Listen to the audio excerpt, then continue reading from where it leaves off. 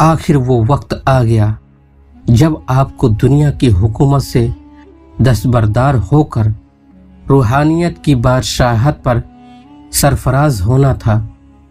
سن 733 ہجری 27 رمضان المبارک کی شب تھی کہ حضرت خضر علیہ السلام تشریف لاتے ہیں اور فرماتے ہیں کہ حجاب تخت و تاج دور کر کے لذت وصل الہی کے لیے تیار ہو جاؤ، حضرت علاء الدین گنج نبات تمہارے منتظر ہیں۔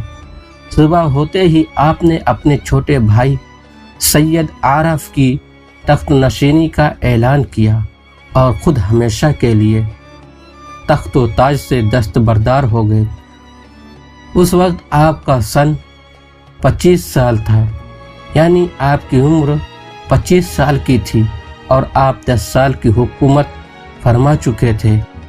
آپ نے والدہ محترمہ سے سفر کی اجازت لی تو انہوں نے فرمایا، بیٹا اس طرح نہ جاؤ، لوگ کیا کہیں گے کہ سمنان کا شہنشاہ تنے تنہا جا رہا ہے، لہذا شہر سے نکلتے وقت وزراء، عمرہ اور کچھ محافظ ساتھ رکھو تاکہ رعایا یہ سمجھے کہ بادشاہ کسی مہم پر جا رہا ہے۔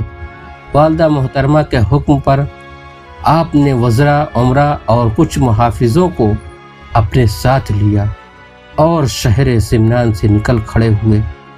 کچھ دور چلنے کے بعد آپ نے ان تمام وزیروں اور محافظوں کو واپس کر دیا اور خود تنہا منزل مقصود کی جانب روانہ ہو گئے۔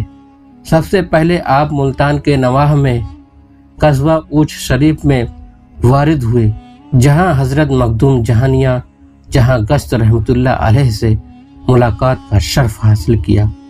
جب حضرت سید اشرف جہانگیر سمنانی اوچ شریف پہنچے تو حضرت مخدوم اس وقت اپنے مریدوں کو تعلیم دے رہے تھے۔ اچانک انہوں نے فرمایا، بوئے یار می آیت، مجھے میرے دوست کی خوشبو آ رہی ہے۔ یہ کہہ کر تیزی سے اپنی خانقاہ کے دروازے کی طرف آئے۔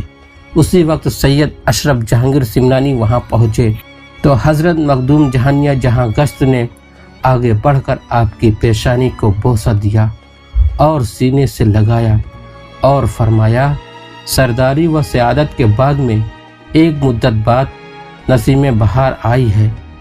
پھر فرمایا، عزیز جلدی راہ سلوک میں قدم رکھو، برادرم علاء الدین تمہارے منتظر ہیں۔ پھر کچھ عرصے اپنی خانقاہ میں ٹھہرا کر چلہ کشی کرائی اور تمام روحانی نعمتیں عطا فرمائیں اور خرقہ خلافت عطا کرنے کے بعد فرمایا، اب تک جن اکابرین سے میں نے استفادہ کیا ہے وہ سب تمہیں عطا کر دیا۔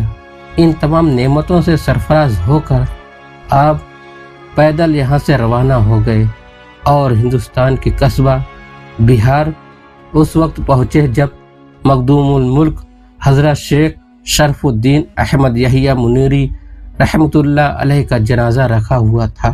حضرت مخدوم نے وصیت فرمائی تھی کہ ان کی نماز جنازہ وہی شخص پڑھائے گا جو صحیح النسب سید ہو، تارک السلطنت ہو اور 7 قرات کا قاری ہو۔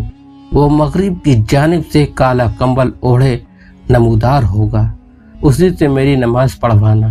یہ سب شرطیں حضرت سید اشرف جہانگیر سمنانی میں موجود تھیں، اس لیے انہوں نے ہی حضرت مخدوم کی نماز جنازہ پڑھانے کی سعادت حاصل کی اور تجہیز و تدفین کے بعد مزار کے پاس مراقبہ کیا تو ان کو اپنے سامنے پایا۔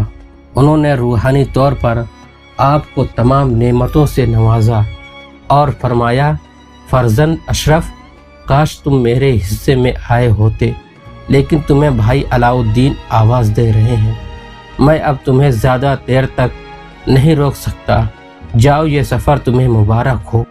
سید اشرف جہانگیر سمنانی یہاں سے روانہ ہوئے، دشت و بیابان کو ناپتے، ندی نالوں کو پھلانگتے، پہاڑوں کو چیرتے ہوئے آگے بڑھتے رہے۔ صحرا کے کانٹوں اور چٹانوں کے نکیلے پتھروں نے پاؤں کو زخمی کر دیے۔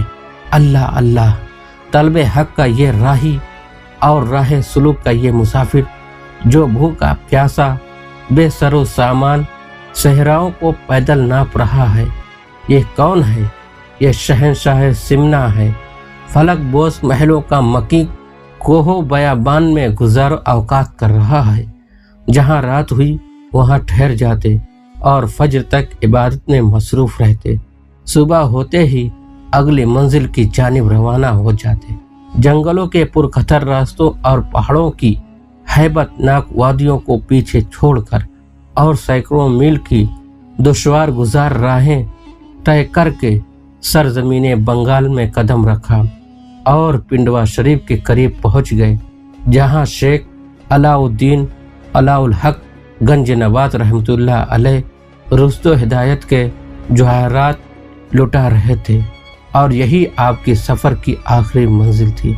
जिस वक्त आप पिंडवा शरीफ के करीब पहुंचे तो हज़रत शेख अलाउद्दीन गंज नवात रहमतुल्लाह अलैह अपने मुरीदों को तरीक़त की तालीम दे रहे थे। उन्होंने अहले महफिल से फरमाया, बुए यार मी आयत, मुझे अपने दोस्त की खुशबू आ रही है जिसका 2 साल से हम इंतज़ार कर रहे हैं। वो अनकरीब यहाँ पहुँचने वाला है। फिर तमाम मुरीदों के हमरा शहर से बाहर तशरीफ़ लाए और सैयद अशरफ जहांगीर सिमनानी का इस्तकबाल किया और अपने साथ पालकी में बिठाकर खानका तक लाए।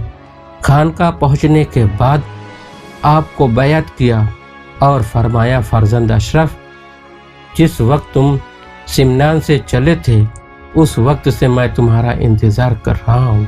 हज़रत सैयद अशरफ जहांगीर सिमनानी अपने पीरो मुर्शिद की खिदमत में 12 साल रहे और सख्त रियाजत व मुजाहिदे किए।